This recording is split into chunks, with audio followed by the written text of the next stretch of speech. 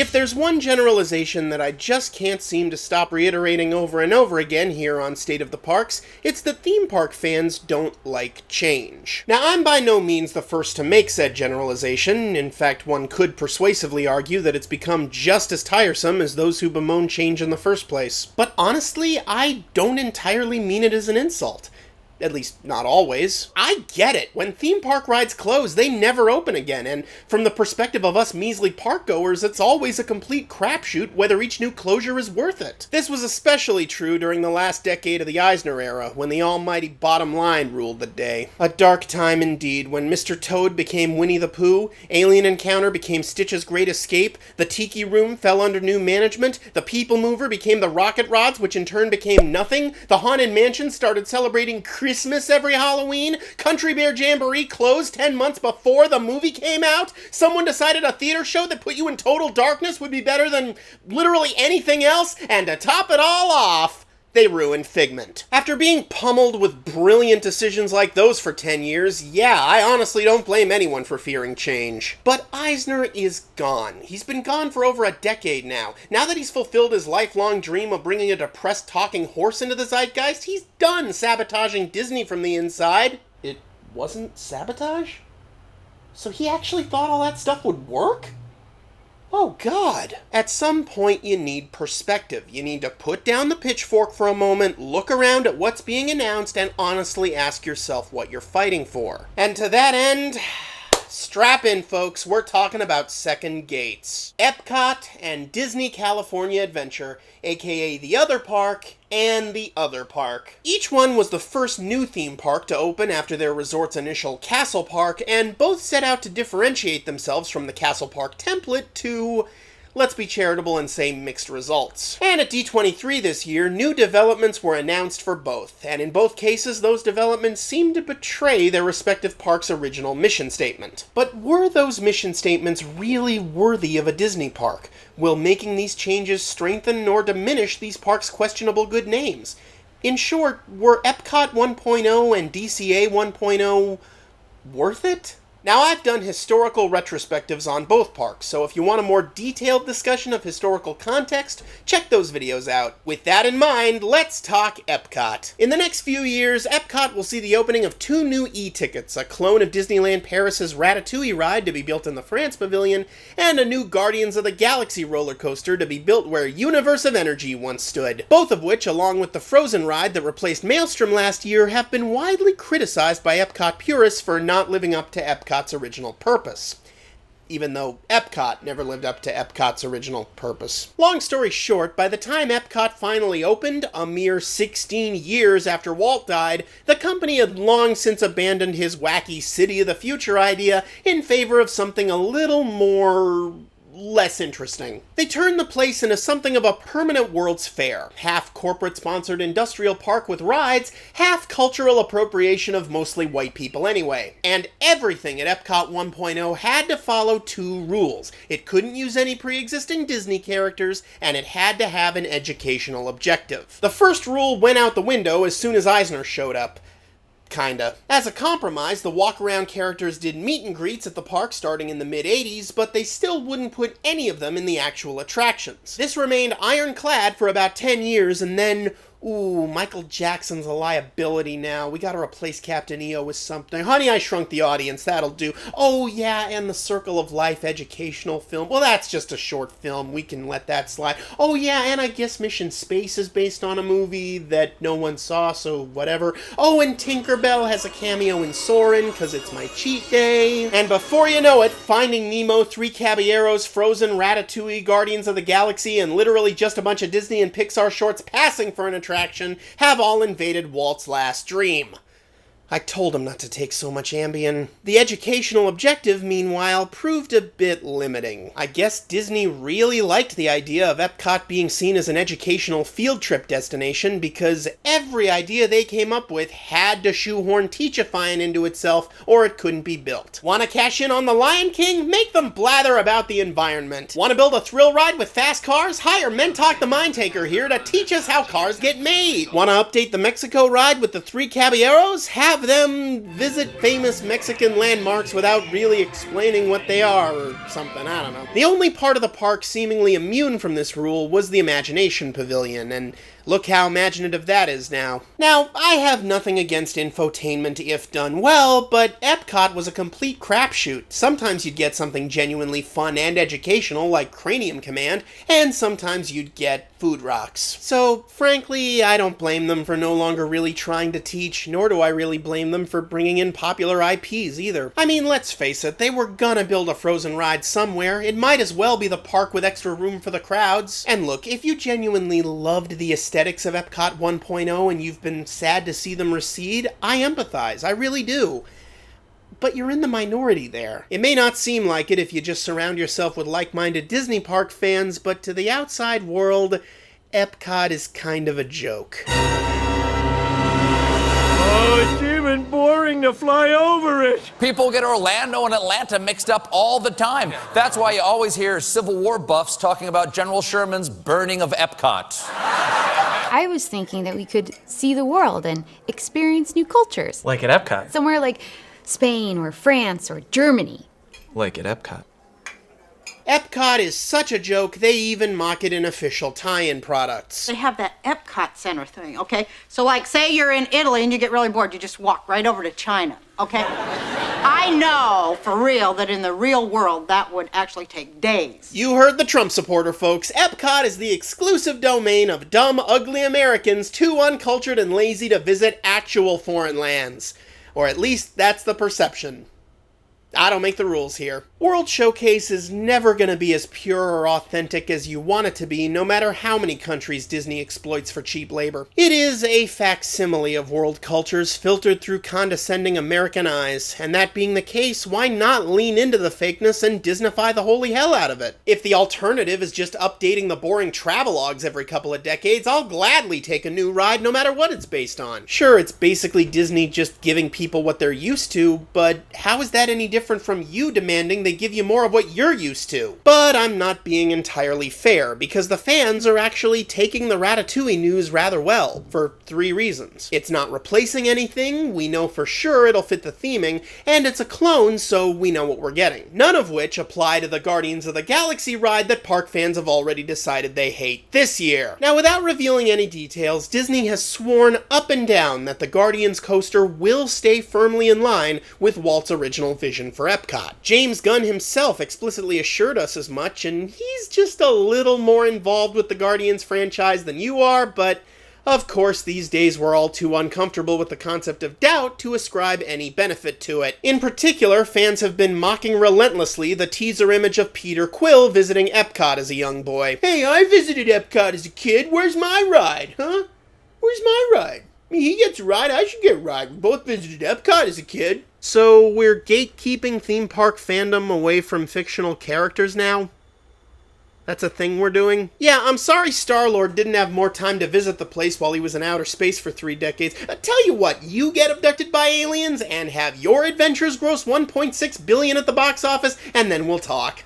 I mean, if that's your rubric, do we have any proof that Ellen DeGeneres visited EPCOT even once before 1996? Where's her long-form park hopper? Your obsessions do not make you a better person. You know Peter went to EPCOT once is probably not going to be the basis of the entire ride, right? It might not even come up in the ride. It's probably just a fun little detail they threw in so they could technically announce something without really announcing anything. I've also seen some people argue Tomorrowland is for science fiction. Future World is for science fact. Well, Tomorrowland used to be for science fact too, then it changed. Why couldn't Future World change too? I mean, for God's sake, the name Future World basically sounds like an off-brand knockoff of Tomorrowland. So, what will the ride story be? And why did they need to tear down Energy for it instead of just retheming Mission Space right next door? Hell if I know. But you know what? At this point, Marvel has earned my trust, especially after Mission Breakout. Which, of course, conveniently brings us to Disney California Adventure, formerly Disney's California Adventure. By the mid-90s, Eisner was starting to lose his appetite for big, ambitious ideas. Euro Disneyland was perceived as a flop, Westcott proved a non-starter, and the infamous Disney's America was run out of town on a rail from both Virginia and Buena Park. So, in an attempt to finally build Disneyland's second gate and do do so as cheaply as possible, they basically recycled a bunch of ideas from Disney's America into Disney's California Adventure. Because California's basically the only state that matters, if you ask most of its residents. Even for the Eisner era, this was a pretty flimsy pretense for a whole park, and he once opened a park where the premise was movies, am I right? But hey, the concept still had some promise. Maybe they could finally build Western River Expedition, themed to the California Gold Rush. Nope, we'll give you one cool simulator, a whole bunch of generic rides, and Diet Disney MGM and call it a park. Also, the lands aren't called lands, they're called districts.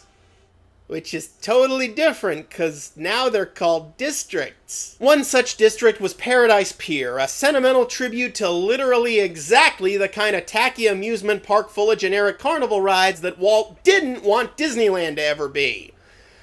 One could say they missed the mark just a smidge. Like EPCOT, DCA 1.0 was almost immediately a joke. I don't think this was a great place to bring the children. It still beats Disney's California Adventure. Oh, yeah. Boy, that was... But unlike EPCOT, the park fans seemed to know it was a joke. They complained about it as much as anyone. Probably because EPCOT at least pretended to still have some connection to Walt's vision, while DCA put up a seaside carnival in the back. Long story short, over the past decade or so, they've added several new e-tickets, rethemed the entrance area, and improved the park in general immeasurably. And over time, they pretty much abandoned the concept of a California theme park in California. It basically became Disneyland 2 Golden Receiver. But then, a weird thing started happening. Park fans started missing DCA 1.0. When Soarin' and Tower of Terror got rethemed into significantly less California-centric attractions, suddenly people started fretting that Disney California Adventure was losing its thematic integrity. What?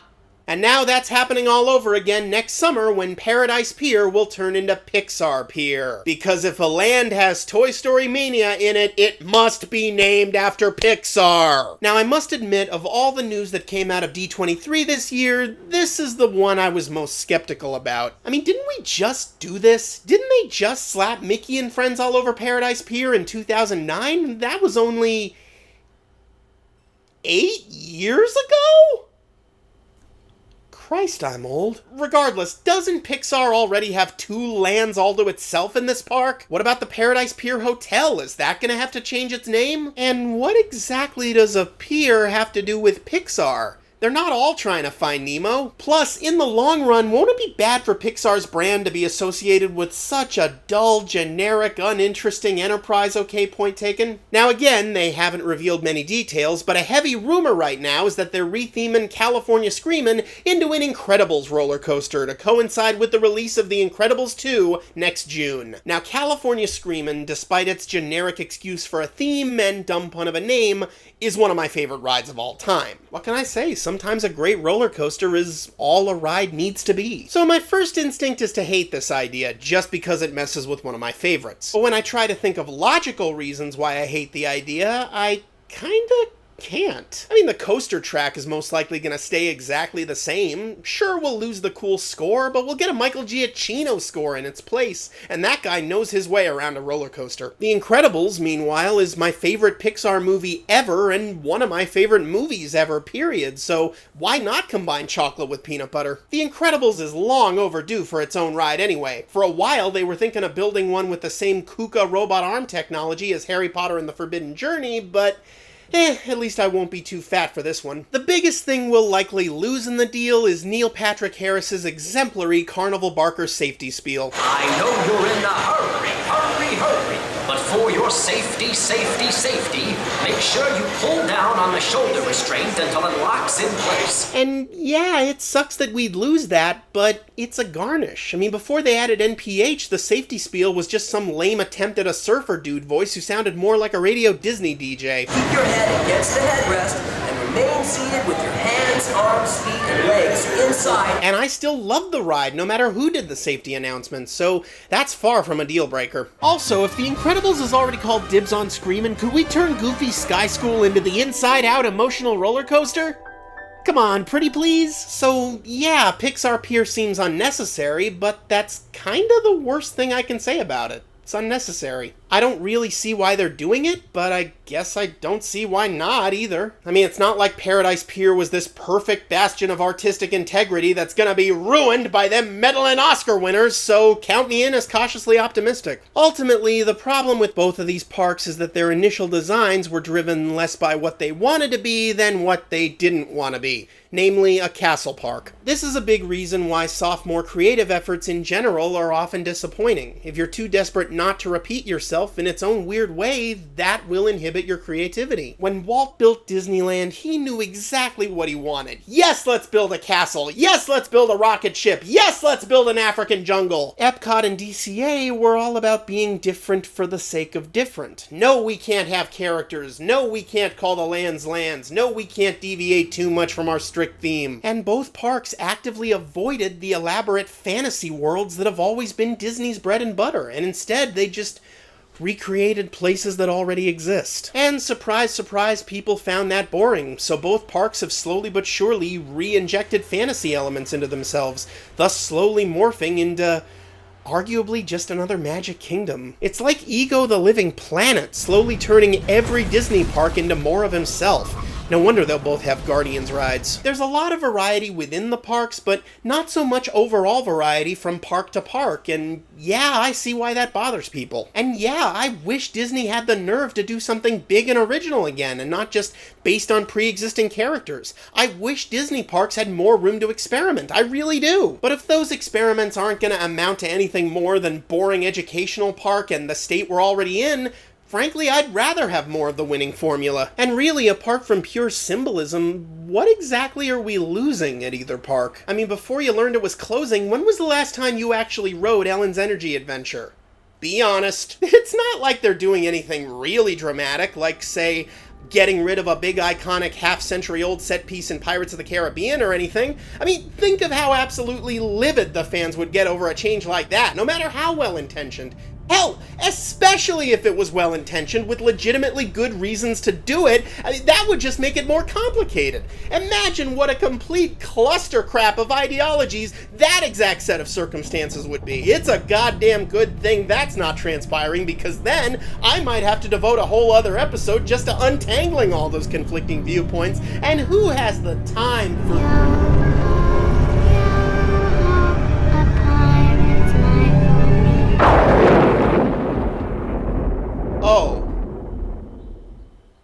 Oh boy.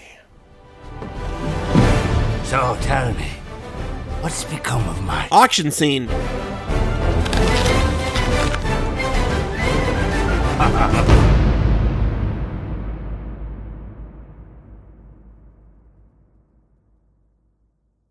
We'll cross the Crystal Lagoon to Shanghai and Kowloon. Then we'll travel to Mexico and Venice, Italy. We may meet Jojo San on the shores of Japan. La Belle France, en mais oui, you'll be the toast of Paris. So get dressed in your sombrero, lederhosen and beret. Grab your obi and your gondola, and oh yes, by the way, bring a Chinese gong and bring along a cockney cup and say, you'll be grand in every land along the way. Then we'll meet you in the good old USA. America is like a giant retarded trust fund kid with nuclear weapons when you think about it. And we just go to other countries and ruin them. This country's nice. Could we have Disney World here? Well, this is Paris. Disney World! All right. Please don't blow us up. That guy's gonna have his own Disney World ride. Funny old world, isn't it? California lady, won't you bring your love to me? California lady, she's the one I wanna see, my California lady.